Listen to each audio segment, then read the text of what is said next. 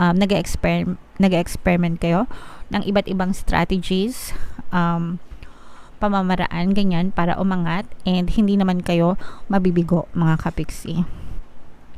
So, nararamdaman pa rin natin yung progress nyo, yung pag-angat nyo dito, guys, no? Tsaka, you are in a very peaceful place right now. Parang mas magiging kalmado ka. Hindi kayo, yung iba sa inyo, guys, parang I'm sensing na may minamanifest yung umangat sa buhay, pero at the same time, hindi rin kayo atat, no? So, nare-release yung mga resistance and mas lalo kayong makakita ng possible results kapag kaganyan, mga kapiksi. So, habaan nyo lang yung pagtsatsaga nyo, pagtitiis.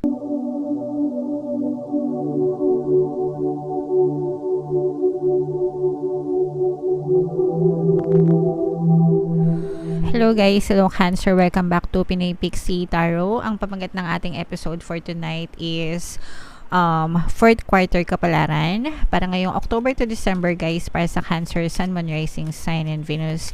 General reading lang, guys, pwede mag-resonate, pwedeng hindi. Tingnan natin, guys, no, kung ano yung mga paparating sa inyo ngayong October to December. Pwedeng positive, guys, pwedeng negative, combination, and general reading lang. So, kung naka-resonate kayo, mga kapiksi, comment na lang kayo sa baba, okay? So, wow. So, alright. So, unahin natin yung mga negative muna, mga kapiksi, no?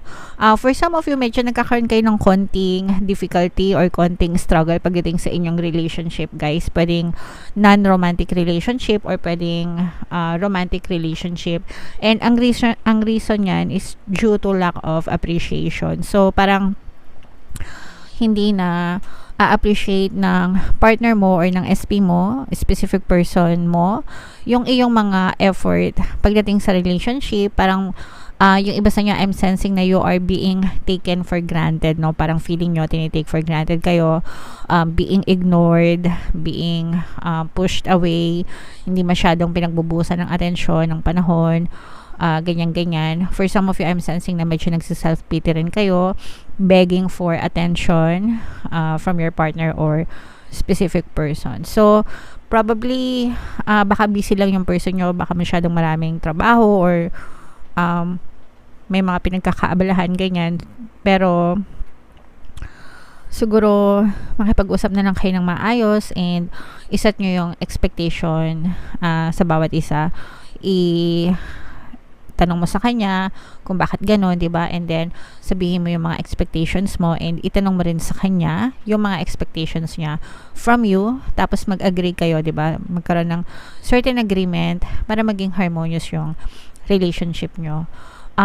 Kung may mga problema kayo sa relasyon, guys, meron tayong mga relationship subliminals dito sa ating channel. Sa mga bago pa lang na hindi pa nakakaalam, meron tayong mga pampabalisa, pampamis, pampabalik, pampabait, no? Para bumait yung mga jowa nyo. Lahat yan libre dito sa ating YouTube, guys. Pwede nyo i-combo-combo. Napakaraming success stories. Gamitin sa mabuting intention, wag sa kalandian, mga kapiksi. Alright?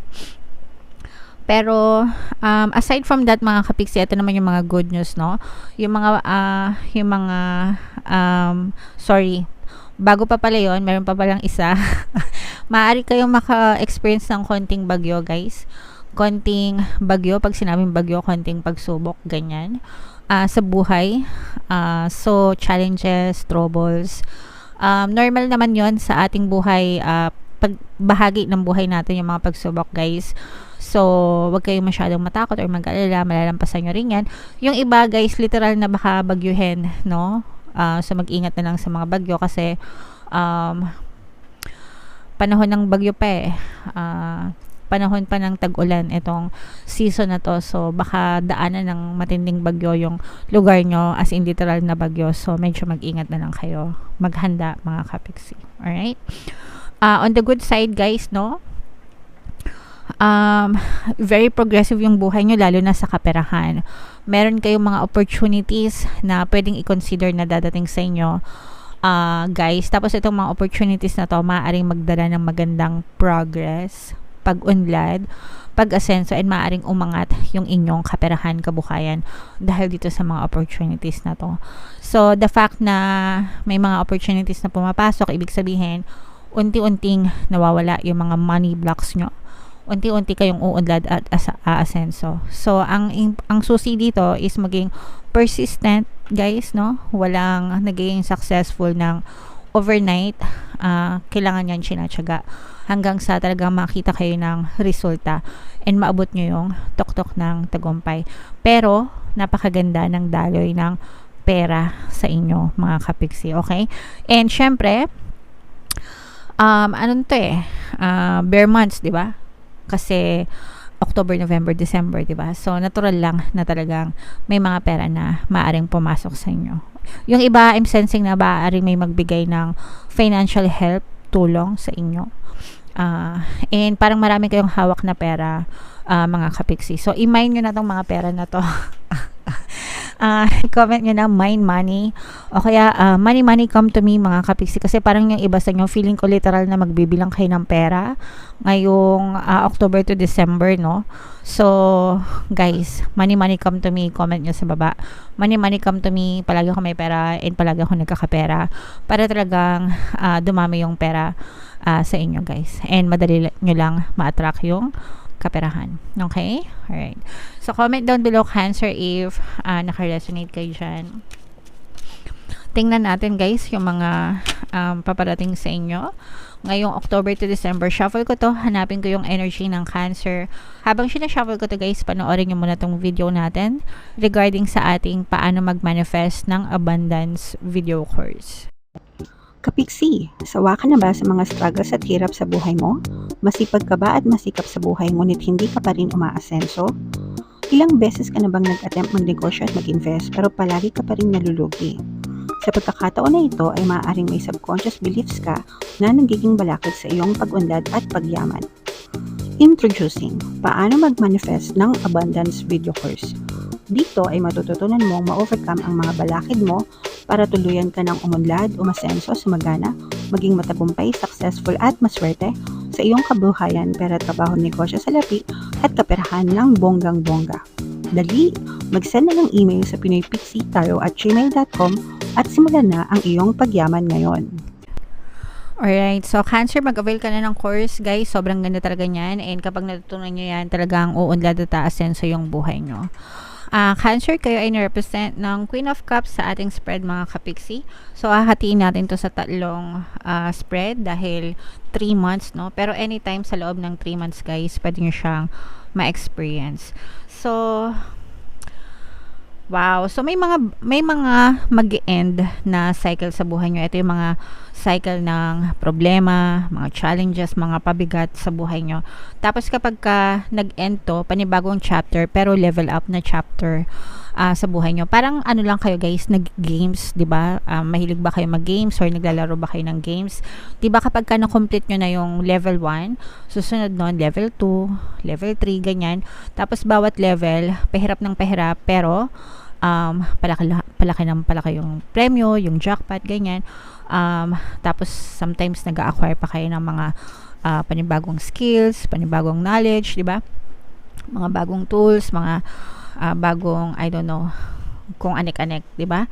So, ganun yung nangyayari sa inyo, mga kapiksi. May mag-e-end na lumang chapter sa buhay nyo or lumang cycle. Tapos, i-welcome nito yung panibagong chapter na mas level up na sa inyong kabuhayan. So, nakikita natin yung sinabi ko sa inyo na talagang nagkakaroon ng progress, no, sa inyong pamumuhay. So, yan yun. Parang unti-unting nagle-level up kayo, mga kapiksi.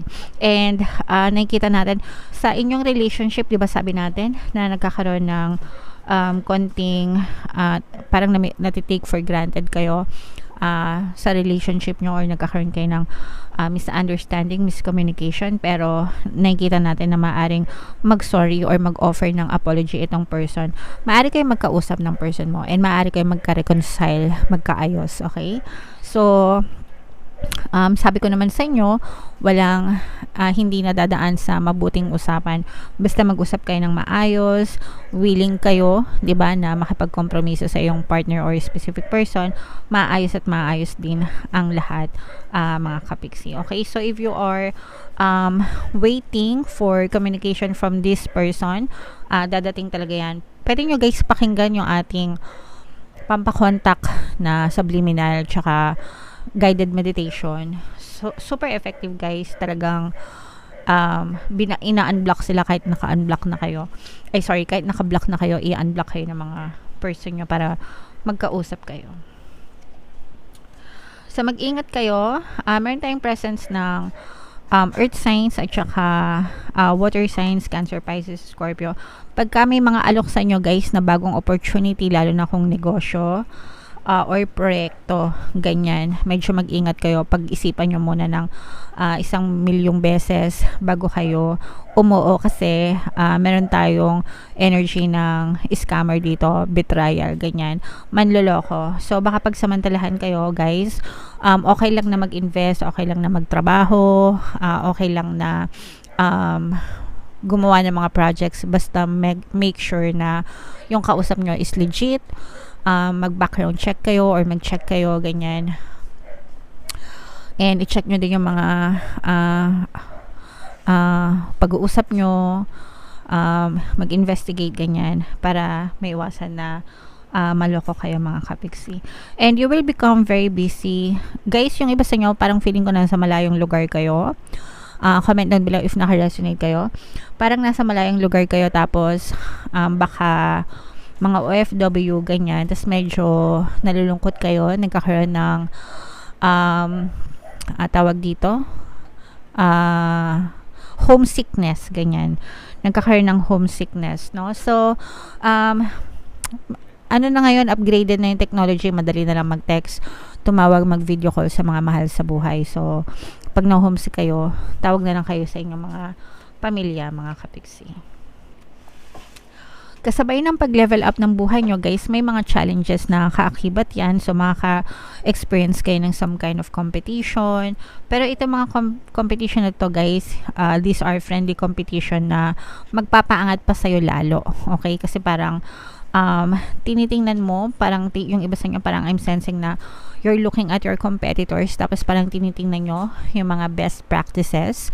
And then nag-experiment kayo ng iba't ibang strategies, pamamaraan, ganyan, para umangat and hindi naman kayo mabibigo mga kapiksi.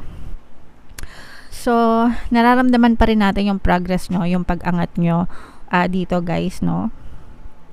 Tsaka you are in a very peaceful place right now. Parang mas magiging kalmado ka. Hindi kayo, yung iba sa inyo guys, parang I'm sensing na may minamanifest kayo, minamanifest yung umangat sa buhay, pero at the same time, hindi rin kayo atat, no?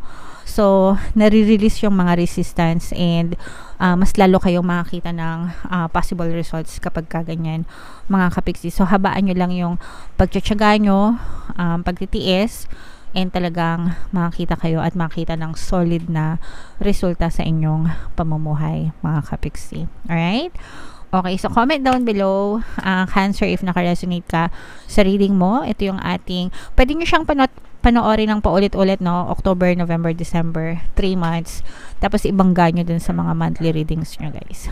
Right? So, ito yung ating September money reading. Kung hindi nyo pa napapanood, panoorin nyo na. And ito naman yung ating success stories ng paano mag-manifest ng abundance video course. Thank you for liking, sharing, and subscribing, mga kapiksi, and see you again next time. I love you all guys. Have a nice day. Bye-bye.